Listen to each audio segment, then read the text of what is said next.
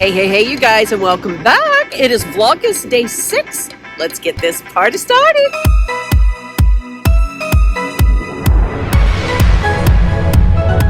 Well, it has been another busy day out here on the home front. The hubs and Bub have been hard at work. Look over here, you see this? They've been clearing out all this overgrown brush that over the last couple of years had just grown over onto the mowed part of the lawn. All of this is our property, but it had just kind of grown over, so clearing that off a little bit. And we got a new addition to the yard today. Let me show you. Can you see the big pole right there? Ah, yes. You guys, let me try to zoom in. It is a bat house. What? Yes, are you even kidding me? We'll see what comes with this. A couple months back, he had made this bat house for us. We had it up on a tree, but it just wasn't attracting any bats to it. So he decided to make us the pole and to get it extended up 12 feet out a little bit away from the tree to see if we could draw some bats there. They had put one in their yard, and he said it took a couple months, but the bats finally found it, and now they have 130 bats living in that little bat house. I don't even know how that many can fit in there. Let's take a look. I don't know. I don't think that's going to come in clear. It's just looking dark for you guys, but I guess it's probably about 2 feet tall, and it looks like maybe 18 inches wide. I'm not real sure. And ours is even a little bit bigger than theirs. So theirs is a little bit smaller, and they have 130 bats that have found their house. So we'll see how many may find this one, but I'm excited. When she had told me about it originally, we had gotten to talking about how a few years ago when we went to Houston, you guys will probably remember those vlogs that we did. We went to the bridge where the bats hang out and how they come out every evening. We showed you guys that. And I just thought it was fascinating. Well, then she got to telling me about how when you have bats around your property, they will eat the mosquitoes. And so I made a comment to her in passing that, wow, with all the woods that we have around us, the mosquitoes are awful. It makes it miserable even trying to sit in our yards. So she surprised us with the bat house. So we're going to see. We're going to see how it works. First of all, we got to see if any of the bats are going to find the house. And then we'll see if they really do eat the mosquitoes and keep the mosquitoes away. Here's to hoping that they do. And in the midst of getting that put up today, looky here, the hubs and Bub have been hard at work. Well, the hubs mostly. Bub had some training this morning, so he finally got out and was able to help a little bit. But oh my gosh, getting all this cleared back. You can see right in here is the root system of a big tree that had fallen over during one of the hurricanes that came through. And because we had just been working on the inside and all that kind of stuff, we had never really cleared that up. And then one thing leads to another and it just grows over. But let me show you what Steve found. This is what I came out to show you the other day when I fell and had my little accident. On our way over there, do you see all these spots that Steve filled in for me? Because right over in here, one of these holes is the one that captured my foot the other day. Growing right through here and hiding back up in here. I don't know if you can see all of this tropical foliage.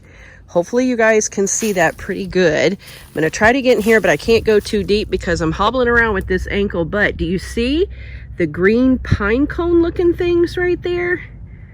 Come to find out, you guys, this is a plant called shampoo ginger. It's also known as the awapui plant, I think is how you say it. I've been doing some research. Apparently those little cones are going to turn red, and when they do, they secrete this liquid that the girls in Hawaii get near the waterfalls. They use that liquid to wash their hair, and it keeps their hair beautiful and shiny and luscious. So much so that Paul Mitchell, from what I understand, has put some of that in some of his shampoo products. So I'm excited.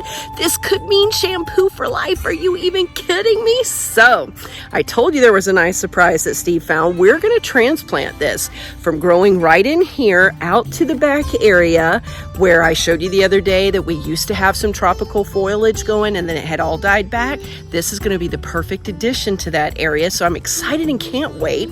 Only thing that I can't decide, you guys tell me. I've been researching it now for the last 2 days. Some of the websites say you need to grow it in the shade, which this was in the shade until he cut a lot of that area back. It was when he cut that back that he found it. So it was very shaded, and you can see how beautiful and healthy and large. That stuff must have been growing for years and we didn't even know it. But some of the websites also said that it can grow in full shade.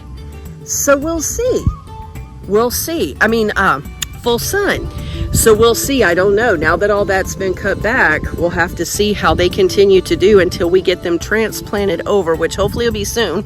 All depends on this ankle, girls. All depends on the ankle. But back in the back is full sun all day long. So I don't know. If you know anything about shampoo ginger, let me know down in the comments, because like I said, it's about 50-50 with everything I'm reading online. Some say full shade, some say full sun. So I don't know, but I do know they've done really well over there in the shade. So it kind of makes me a little bit nervous about putting them out in the sun. But we'll see. Apparently they're super easy to grow, super easy to propagate. And girls, if that can mean that we've got free shampoo every season, wouldn't that be amazing? I'll keep you posted on that. Well, looks like they've gotten done just in time, because look right there, some dark clouds moving this way. About every afternoon we've been getting rain, which is good. We need it. No complaining. But it does make outdoor projects a little challenging. Inside of here, baby girl is making dinner tonight, and she has her white chicken chili going.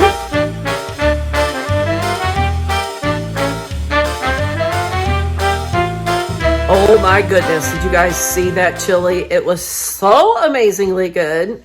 Very good. And for those of you who may be dieting or on your keto, it's pretty keto friendly. You can't have the corn or the beans if you're on keto, unless you have a small amount to keep those carbs down. But it is so delicious, so yummy.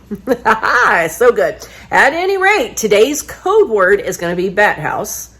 Bat House, that is the code word for today. And that is going to bring me to the end of another day. I know today's just short and sweet. Couldn't do a whole lot today, but I am feeling a big bunch better. And so hopefully by Monday, we're going to be good to go to get back out there in the yard. Tomorrow, of course, will be church. So we'll take you with us down there and show you around what we can.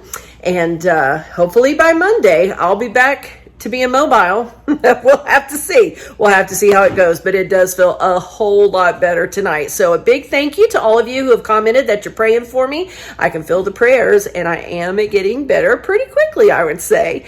All right. I want to thank you so much for hanging out with us today, if you did, and I look forward to seeing you all tomorrow. Remember, you were created for purpose, so get out there and be all you can be.